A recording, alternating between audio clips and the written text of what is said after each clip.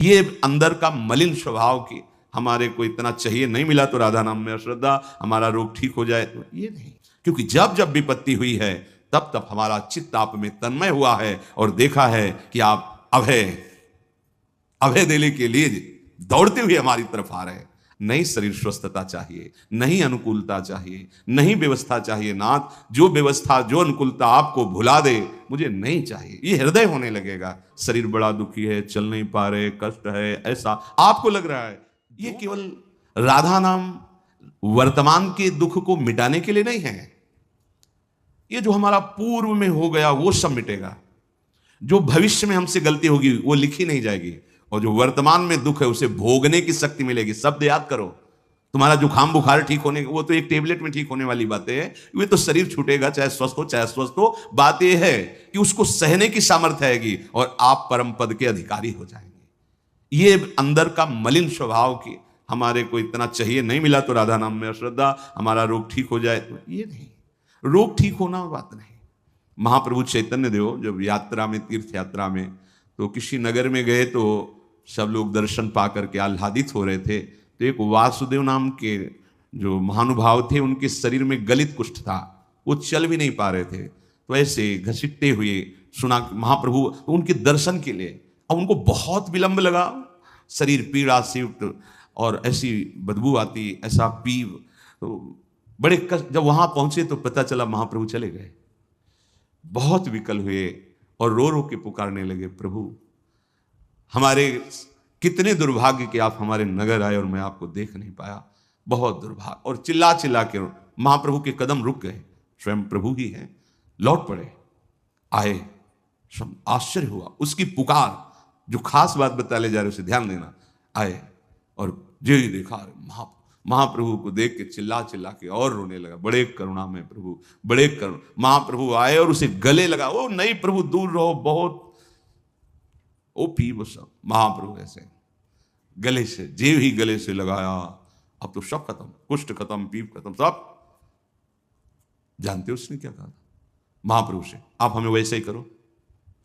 नहीं प्रभु नहीं, मुझे ये स्वस्थ शरीर नहीं चाहिए। सुंदर शरीर हो गया, मुझे ये नहीं चाहिए, क्योंकि ये आपसे विमुख करके फिर विषयों में फंसा देगा, फिर मेरी दुर्गति होगी। नाथ मुझे पुनः वैसा ही कर दो जिससे मैं आपको पुकार पुकार कर रोते हुए शरीर त्यागूं। समझो कुंती जी क्या कह रहे हैं, जिनके सामने भगवान खड़े हैं।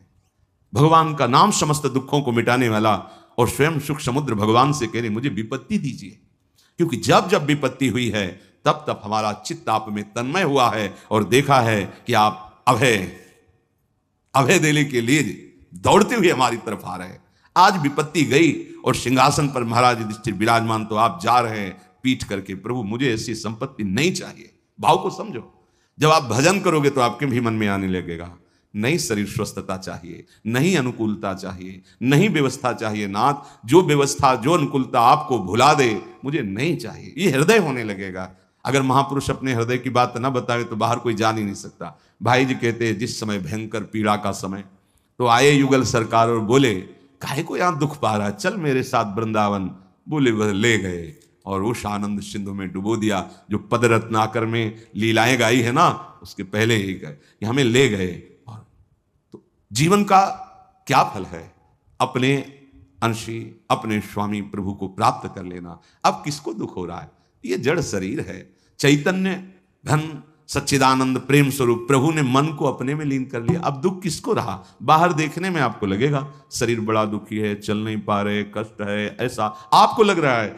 जो मन दुख का अनुभव करने वाला है वो तो परम सुख सिंधु में विलीन हो गया। ये बात समझनी।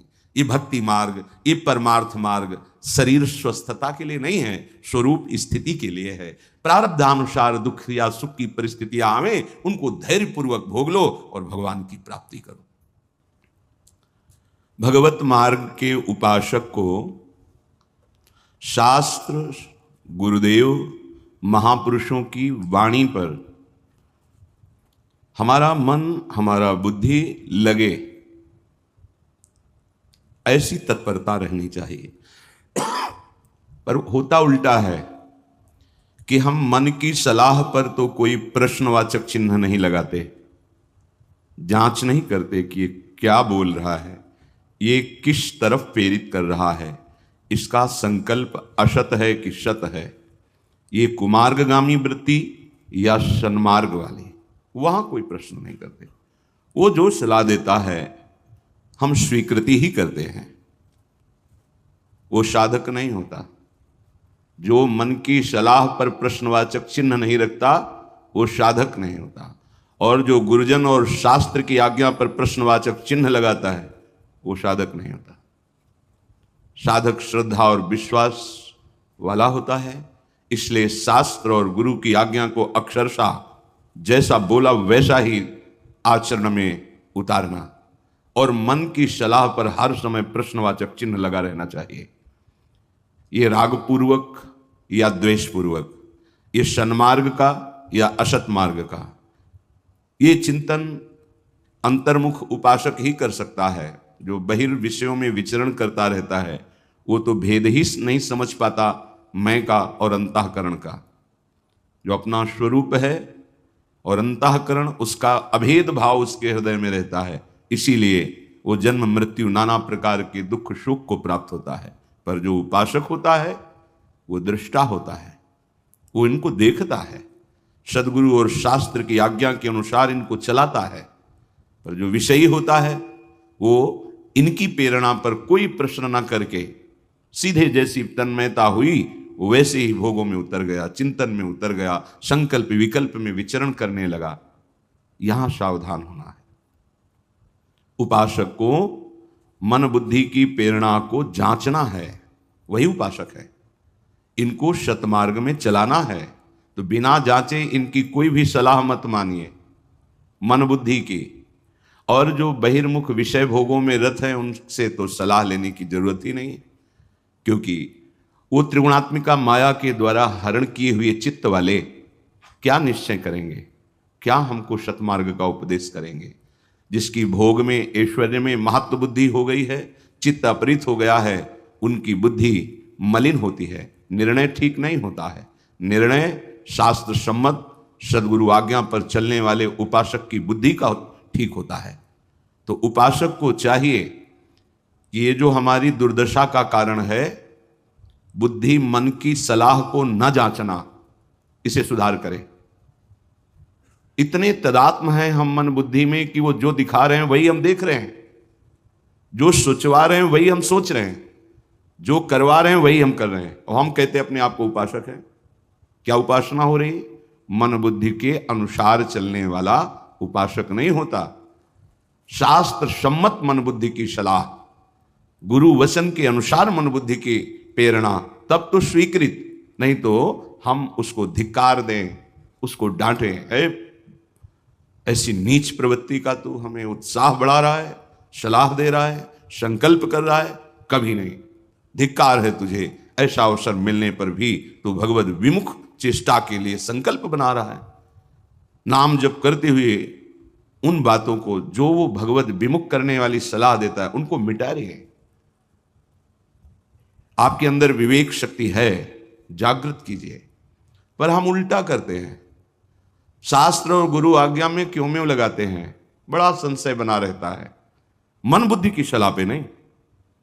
यही मन बुद्धि बहुत जन्मों से तुम्हें असत में फंसाए हुए है, उसकी सलाह पे प्रश्नवाचक चिन्ह नहीं, गुरुदेव की आज्ञा पर प्रश्नवाचक चिन्ह, शास्त्र की आज्ञा पर प्रश्नवाचक चिन्ह, जो तुम्हें जीवन मुक्त करने के लिए आदेश उपदेश कर रहे हैं।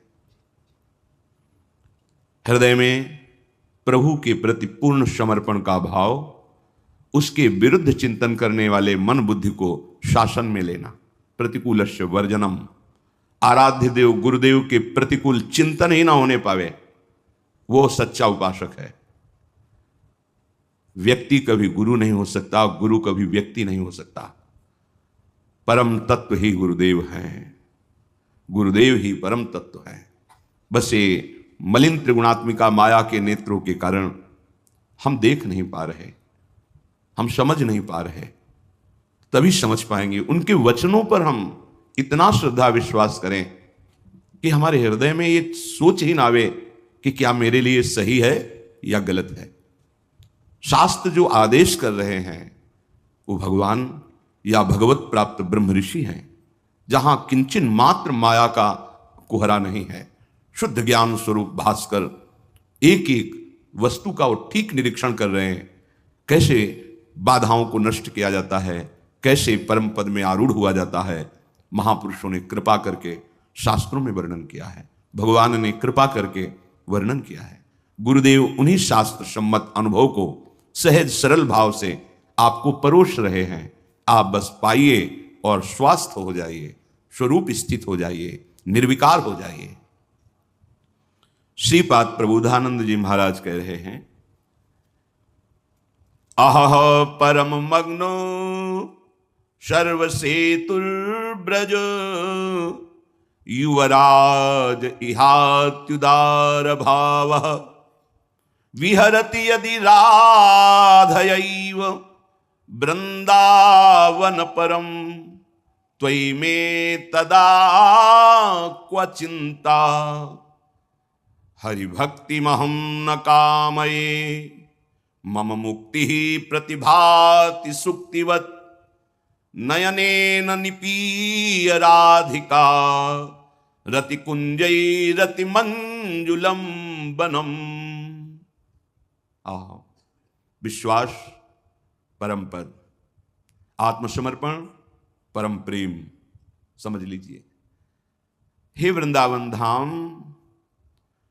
मैंने सुना है कि आपकी गोद में प्रिया प्रीतम समस्त बंधनों को तोड़ करके महाप्रेम रस में निमग्न है। यहां सर्व सेतुर ब्रजे, शास्त्र नियम विधि निषेध जीव देहाभिमानी उसको मुक्त करने के लिए है। प्रभु की प्राप्ति जब हो जाती तो वो उपासक भी विधि निषेध परे हो जाता है। विधि निषेध नहीं दास अनन्य उत्कट व्रतधारी, करनी अकरनी दो विधि भूले, विधि निषेध सब रहे धरे।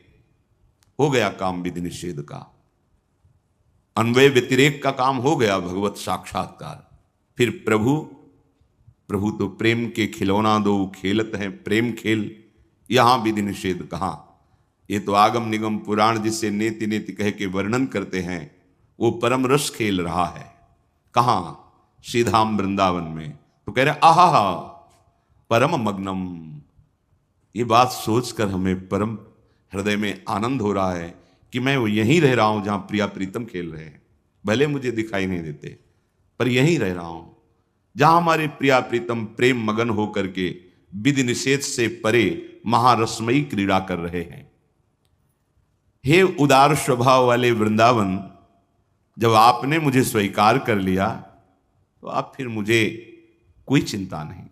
परम त्वयि में तदा क्वा चिंता, अब क्या चिंता करना है। यह है विश्वास और आत्मसमर्पण। हमें रात दिन प्रिया प्रीतम देख रहे हैं, हम उनके घर में रह रहे हैं। हम उनको इसलिए नहीं देख पा रहे हैं कि हमारा अभी चिंतन और है, आशाएं और हैं, सुख की भावना कहीं और है, अपना कोई और है। ये रसिकों के संग से मिट जाए तो खुले नेत्र इनहिन नयनन सब सुख देखत अपनो जन्म सुफल कर लेखत। जो जन्म की सार्थकता है, परम सुकुमार नव किशोरी किशोर के चरणों की समीपता का अनुभव, वो इसी जन्म में इन्हीं नेत्रों से हो जाएगा। इन्हीं नेत्र में वो प्रेम प्रकाश हो जाएगा, अपना कोई और नहीं। हृदय में, ये जो हृदय में मन की प्रेरणा के अनुसार हम विचरण करते हैं, यही सबसे बड़ी बाधा है। मान लीजिए प्रार्थना, इसी को सुधारना है। ये नजदीक तक पहुंचने पर फिर वापस कर लेता है, बहुत बलवान है।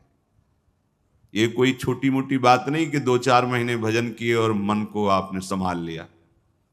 गुरु कृपा करें तो मिनट भी बहुत लंबा होगा, एक पलक झपकते ही हो, पर उनकी कृपा के लिए हमें उनको अपना मानना होगा। उनके सिवा हमारा कोई नहीं। जब हृदय में बात होती तभी कृपा उतरती। ये मन बहुत बहुत बिगड़ा हुआ है, बहुत बिगड़ा हुआ। ये जो हमारा मन विषयों में हमें घसीट रहा है, बस यही समस्या का समाधान करना है। 5 ज्ञानेंद्रियों के साथ मिलकर ये हमारी दुर्गति करता चला आ रहा है। हर बार समझते हैं कि इसमें सुख नहीं है, फिर भी बलात् वो संकल्प करता है, क्रिया कराता है। अब सुधार हो जाए, यदि आप अपने को असमर्थ देख लें और समर्थ की शरण में आ जाएं, पर यह भी नहीं हो पाता। अहंकार इतना बढ़ा हुआ है कि अपने को असमर्थ, असहाय ऐसा नहीं देख पा रहे, इसलिए सहायता मिल नहीं रही है। सच्ची मानिए, महाबल तुम्हारा इंतजार कर रहा है कि तुम उसकी तरफ देखो और पुकारो, तो हर मार्ग की बाधा हट जाएगी। हमारे अंशी श्री हरि हैं, हम उनके अंश हैं। हमें जितनी सामर्थ्य है, हम प्रतिकूलस्य वर्जनम सिद्धांत को अपने हृदय में उतारें। जो नहीं करना चाहिए वो नहीं करूंगा, और जब आप नहीं रोक पा रहे तो आपका भी पूरा बल, आपके अंशी इस बात का इंतजार कर रहे हैं कि आप पुकारो। बिना पुकारे तो सब मम प्रिय सब मम उपजाए, फिर तो विधान चल रहा है सृजन पालन संहार। आप अगर अपनी बाधा हटाना चाहते हो, दुख मिटाना चाहते हो, तो पुकारो। जहां आपकी पुकार हुई कि महाबल आप में प्रकट हो जाएगा और हर बाधा हटानी नहीं पड़ेगी, अपने आप हट जाएगी। जिते विनायक शुभ अशुभ विघ्न करे नहीं कोई, विघ्न करे नहीं कोई, डरे कलिकाल कष्ट भय, हरे सकल संताप हरसी हरिनाम जपत जय। ये नाम जप करना मन, हम हर क्षण अपने प्रभु को पुकार रहे हैं। पर सबसे बड़ी दुर्भाग्य की बात यह है कि हम अपने को असमर्थ नहीं देख पा रहे, हम अपने को असहाय नहीं मान रहे, हम अपने को ये नहीं देख पा रहे कि मेरी सामर्थ्य इसको दूर करने की नहीं है, तो मैं सामर्थ्यवान को पुकारूं। हा गुरुदेव, हा हरि, हा प्रियाजो। हरि राम व्यास जी कह रहे हैं, संसार का कोई मित्र तुम्हें इन बाधाओं से नहीं बचा सकता, क्योंकि अंतर की बाधाएं अंतर बल से दूर होती, बाहरी बल यहां काम नहीं करेगा। कोई बहुत बलवान आपके साथ हो तो क्या आपको काम से बचा लेंगे? राग द्वेष के चिंतन से रोक देंगे? क्या आपकी मनोवृत्ति को दुर्वासना से हटा देंगे? कोई बाहरी बल यहां काम नहीं करता। यहां काम करता है गुरु वचन, शास्त्र वचन, गुरु कृपा, शास्त्र